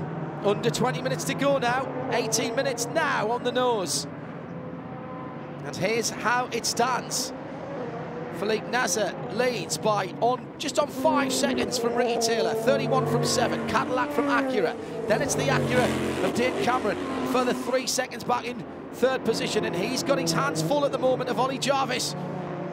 But Jarvis had to get through that traffic and drops a couple of seconds on that last lap around the 77 Mazda. Here comes the leader down towards turn 3, through it, and there's the Acura in behind. It's 4.5 seconds now. GTD still just under 2 seconds between the 2 Acuras, 86 from 93. And as far as the championship's concerned, that's the right way around. Meantime, a little bit of problem there. Yes, there is. For the 99 gain score car, damage to the right rear. That's Steven Simpson in that car, and that was 6th position, disappearing there. He's got damage to the right rear, and it's taken out the wing steer. Now, is that a problem with the tyre, or did he get a touch going into turn 3? Certainly slowed coming off turn 3, and now he's got damage as he heads into turn 8, the right-hander, and he's going to have to pit. Oh, what a shame. This is a solid top 6 finish for JDC, going down the pan here late on.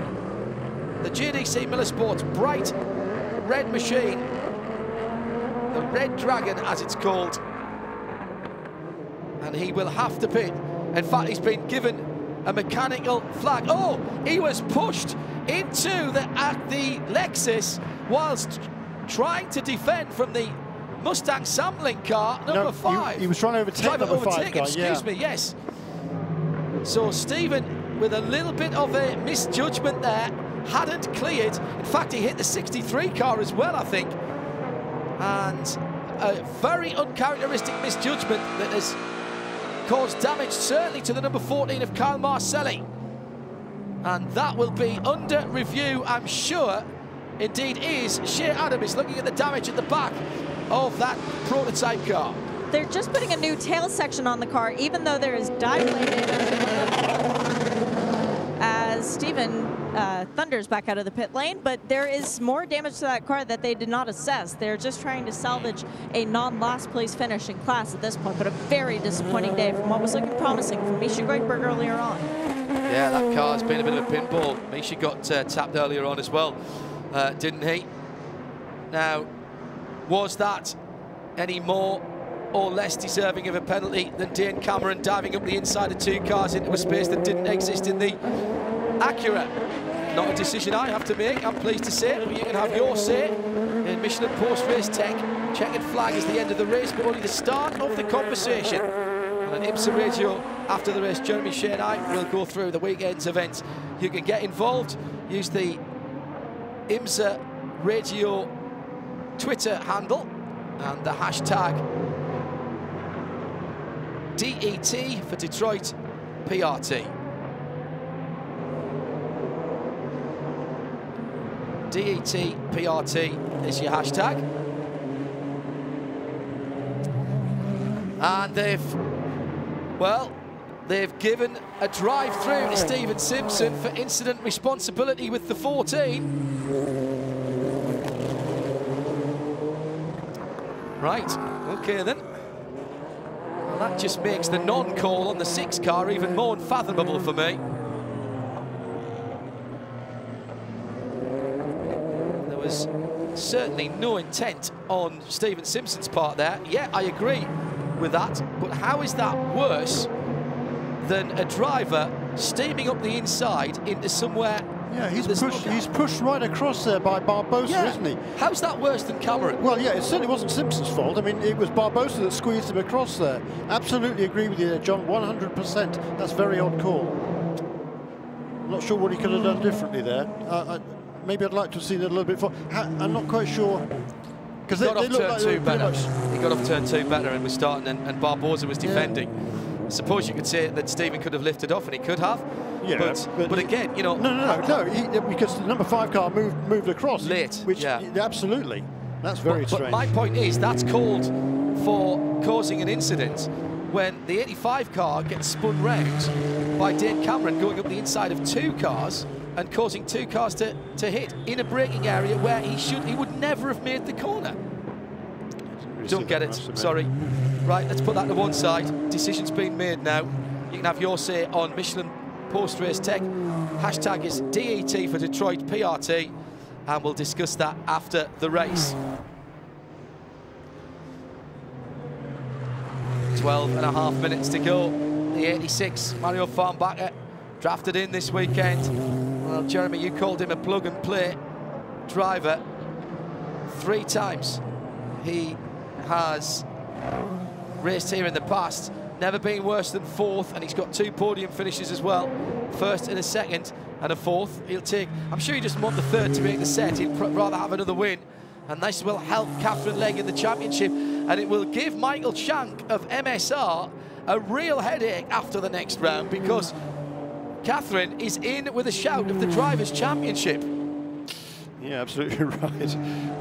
So the very first year of the American Le Mans Series, the car that went on to win the championship for Elliott Ford Robinson, the Ferrari 333 SP, was only meant to be entered for part of the season, and they kept getting the results, and they kept being at the sharp end of the championship, so they had to keep entering. They felt they had to keep entering, but this may be great news for Catherine, and she's done a great job this weekend. Take nothing away from her. She's put herself in this position and the team in this position to challenge in the Drivers' Championship. Yeah, absolutely right. And certainly it's a nice problem for Michael Shank and Meyer Shank Racing to have. But at the same time, someone's got to find the money to run that car. A lot of money coming out of that team's pocket for this weekend. But we do have AutoNation on board. That is the company that helped out Jack Harvey at Indianapolis. Also, by the way, back supporting Marco Andretti this weekend in a variety of IndyCar Series race. Marco qualified his car for Andretti Autosport on the front row, on pole position for this afternoon's race. So AutoNation getting a lot of coverage this weekend, and great to see a company showing so much enthusiasm for the sport, not just in IndyCar, but also in the WeatherTech SportsCar Championship as well.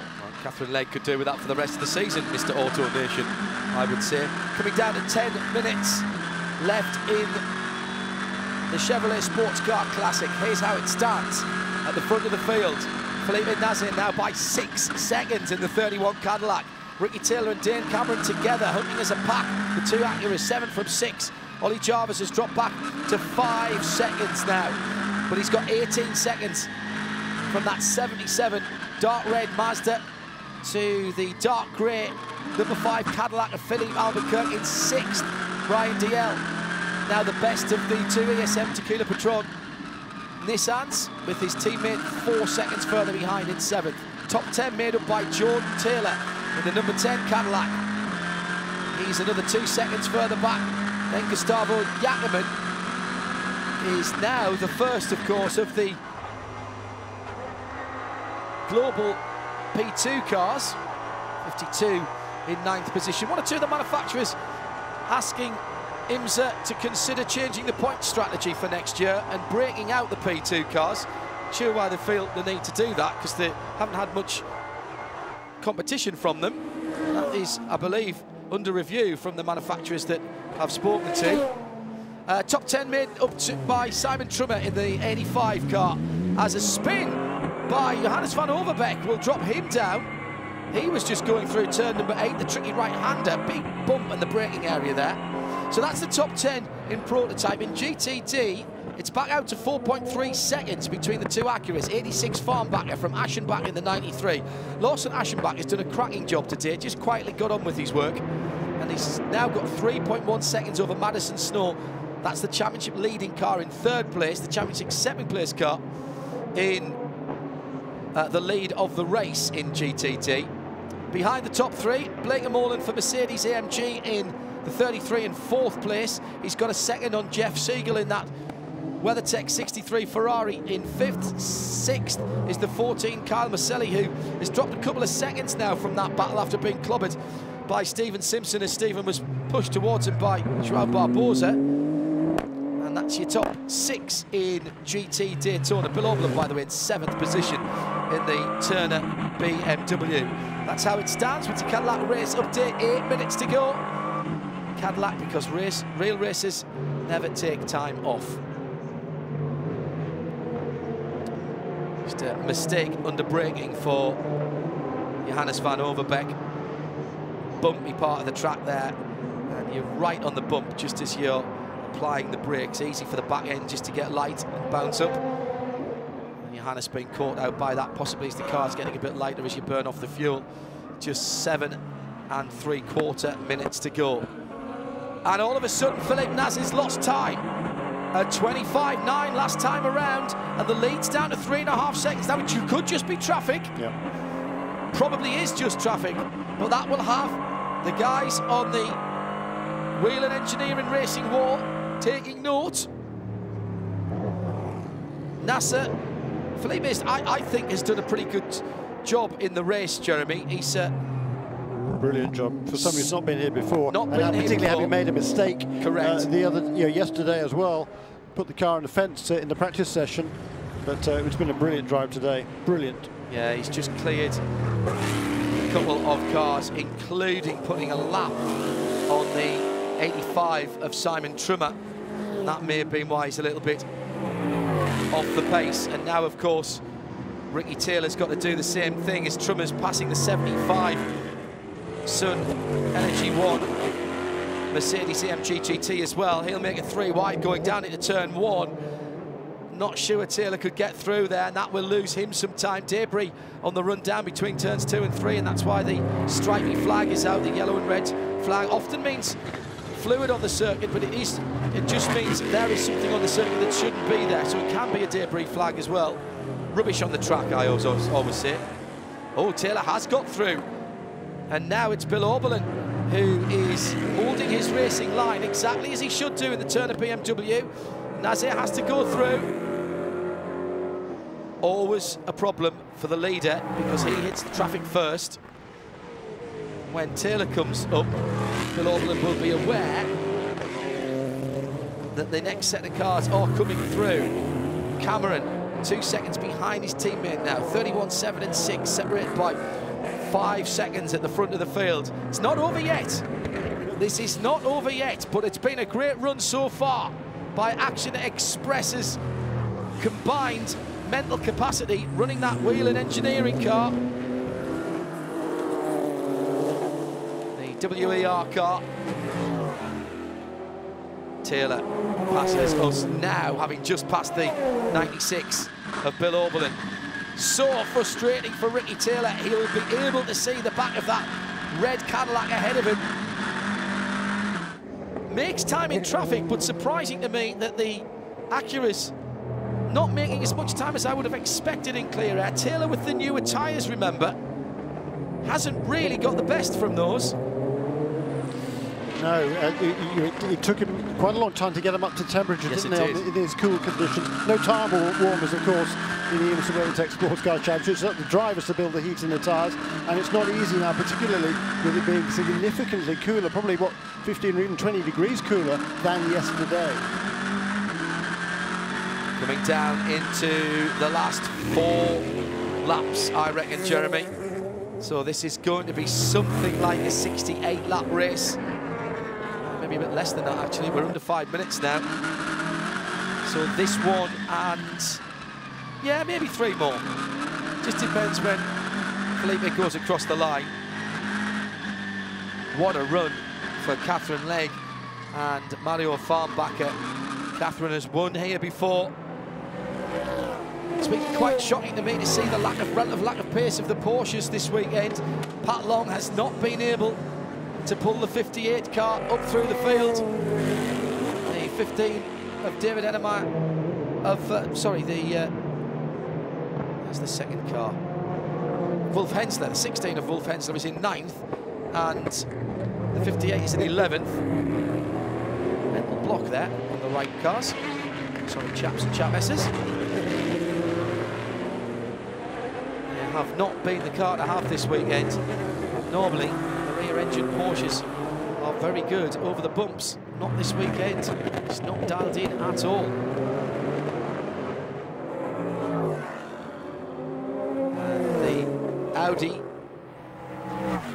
remember, sat on pole here last year, albeit with a different team, but the Magnus car, in fairness, had to start from the back of the grid to the missing a lot of running, and that will have hurt them, of course, getting the car set up.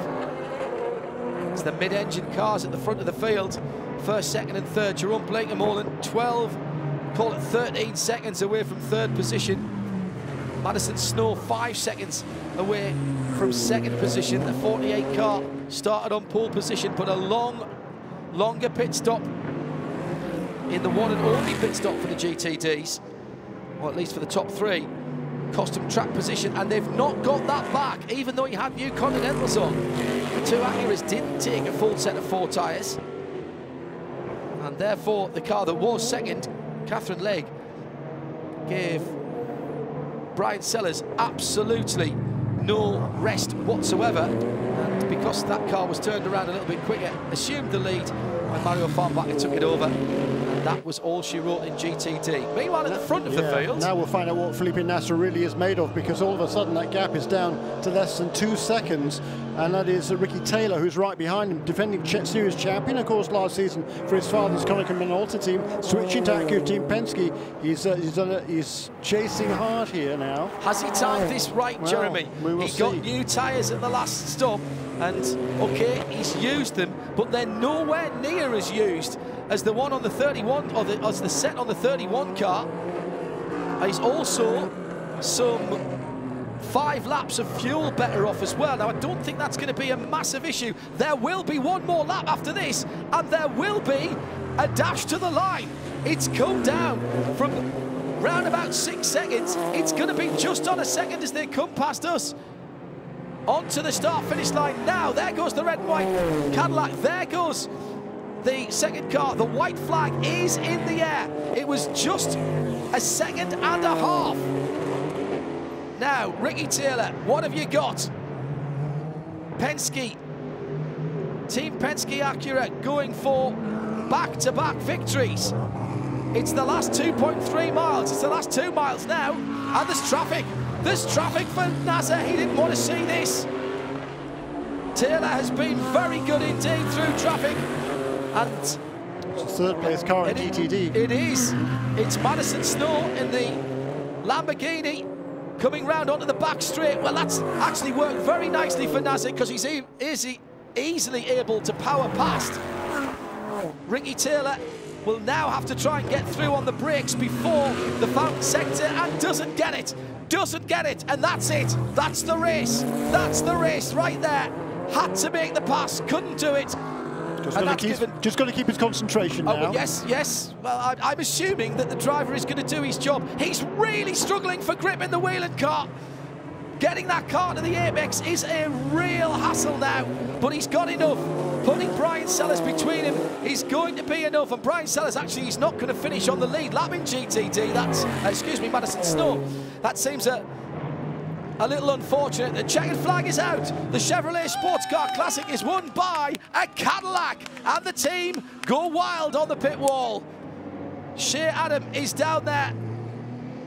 Second place and third place to the two Acuras, 7 from 6. Dave Cameron dropping off a lot in the last few laps there, was 13 seconds away from his teammate. Ollie Jarvis should come through in third place, but he's dropped a long time as well. Dropped a lot of time as well. Still waiting for that Mazda to come through in GT Daytona. Farnbacher and Legg. Catherine Legg takes the fight in the Drivers' Championship to Paul Miller Racing on her own. Helped this weekend by Mario Farnbacher. Number 5 car. Going very slowly. Albuquerque going very slowly, and he's being passed. And the 77, Ollie Jarvis hasn't come through. There's a problem for the Mazda. The 5 is out of fuel, I reckon, and I think that's what's happened to Ollie Jarvis as well. The 77 hasn't come through. There he is. He stopped. He 3 corners to go. Didn't get to the run to the line. Oh, massive drama and pure disaster. Yackerman's gone through. The Mazda now down to 9th.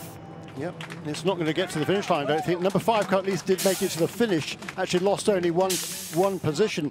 So he was pretty fortunate there. I guess he lost a couple, well, he lost 2, but gained 1 with the 77 car pulling out. Let's go down to Shea Adam for a Continental Tire pit lane report. Eric Curran and his teammate Philip Nasser win in prototype. Well, Eric, it's even sweeter when you went on the streets and you're wearing the right brand on your chest. 2-time winner, Belle Isle, congrats. Yeah, this is amazing. It's so great to win here. This Whelen Cadillac was top-notch all day long, and these Action Express guys just killed it. It wasn't the perfect weekend early on, but you know, we pulled through, and my teammate here, Felipe Nasser, just did a killer job at the end. But hats off to Tim on the box, just amazing pit strategy, and we pulled it all together. I'm so happy to win for all the folks at Cadillac and Cadillac Racing. This is a good place to win for us driving a Cadillac. So, yeah, thanks again. It's great second win here at Detroit Grand Prix, so pretty exciting feeling. Congrats, bud. You know the way to the podium. Thank you so much. So they stopped on lap 39. We went to 68, and that was enough. Stopping on lap 35 and 34 wasn't for the 77 Mazda and the 5 Cadillac. Wow, that was an enthralling 100-minute race. And the winner in GT Daytona, Mario Farnbacher brought the car to the line. Catherine Legg wins once again on the streets of Belle Isle. 2 years in a row. Wow, Catherine, you must really love this place. Yeah, you know, we were discussing that earlier. What's your favorite racetrack? And it's Road America or Watkins Glen, but I guess this place has got to be up there now. The team, I can't thank Maya Shank Racing enough, honestly. They got us here. It was a last-minute deal. And Acura and everybody at HPD, and yeah, just so stoked and over the moon. And Mario as well, you know, he did an awesome job. And yeah, just, I don't know what else to say. I'm just really happy. Congrats, girl. Thanks, babe. Oh, brilliant stuff, and that's put her right into contention for the GT Daytona Championship. Let's confirm the results for you. GT Daytona, 86 Acura, Farnbacher and Legg win it from their teammates in second, the 93 car. Then the championship leaders who hold on to their championship lead, I reckon, by just a couple of points. Thank you, Jeremy. I hope that's what the 2 fingers meant that you were showing actually to me. 3, all right. Didn't see the thumb there. Madison Snow and Brian Sellers, Blake Molan and Keating in 4th position for the 33 Mercedes AMG. And Jeff Siegel back in the saddle of the Ferrari, bringing anchoring Cooper McNeil's effort earlier on into 5th place. The top 6 made up by Kyle Marcelli in the 14 Lexus. In the prototypes, Nasser wins by a second. Eric Curran doing a great job earlier on from the 2 Acuras, 7 from 6. Ryan DL in 4th position there at the end for the number 2 ESM Tequila Patron Nismo powered prototype, ahead of Jordan Taylor in the Cadillac number 10, who made up a position when Philippe Albuquerque's Cadillac engine coughed and spluttered, and he dropped back to 6th. 7th for Johannes van Overbeek, the pole-sitting car. Looked like it might be in with a shout until the second pit stops. 8th position, Gustavo Jackerman, and 9th, but not making the checkered flag, the Mazda of Ollie Jarvis, which started the last lap in 4th position. Jeremy Shaw, run us down the unofficial championship standings before we call it a day here from Belle Isle. Don't forget, we've got Michelin post-race tech to come. Yeah, in GTA Daytona then, I reckon Brian Sellers and Madison Snow will have 125 points to the 122 of Catherine Legg and Alvaro Parent. I believe Ben Keating and Jerome Blakemoller will hang on to 3rd position in the points there. In prototypes, well, it couldn't get any closer because the 2 leaders, I reckon now, the 2 teammates at Action Express Racing are going to be tied on points. Oh, wow. Joao Barbosa and Philippe Albuquerque, having lost that position on that final lap, will drop to 6th place. They will now have 144 points, which is exactly the same as their teammates, race winners today, Felipe Nasr and Eric Curran. It'll be Barbosa and Albuquerque who kind of hold the lead with 2 wins to the first win of the season today for Nasr and Curran. But that was a tremendous performance by them. And Jordan Taylor and Renger van der Zande, I believe, now will be tied for 3rd position in points on 130. Oh, extraordinary stuff as the focus of the endurance racing world shifts from IMSA to Le Mans for the 24-hour races, and 16 of the drivers that were here this weekend will be heading to France. What a race to finish up the first half of the IMSA season, back in late June, early July, with a double header from Watkins Glen for the Sailing 6 Hours and for Canadian Tire Motorsport Park the week afterwards. And what a way to end off the first part of the season. Jeremy, that was brilliant. Different strategies, our Porsche keys to the race. We were wondering how this 1 versus 2, when do you take the strategic pit stop plays out. Penske didn't quite get it right. Not far off, but not far off meant 2nd and 3rd and not 1st and 2nd. No, that's right. But number 31 car came in, what, 4 or 5 laps earlier than the 2 Acura Team Penske cars, was able to turn some really, really good laps, and that was enough to get him ahead once the stops had been completed. Number 5 car, well, that was the first car to come onto pit lane with 49 minutes remaining. We knew it was going to be really, really tight for them, and number 5, Philippe Albuquerque did his best to stretch it out, but it was never really going to work. He ran out. A brilliant job by the team, and he even to get that car to the finish line.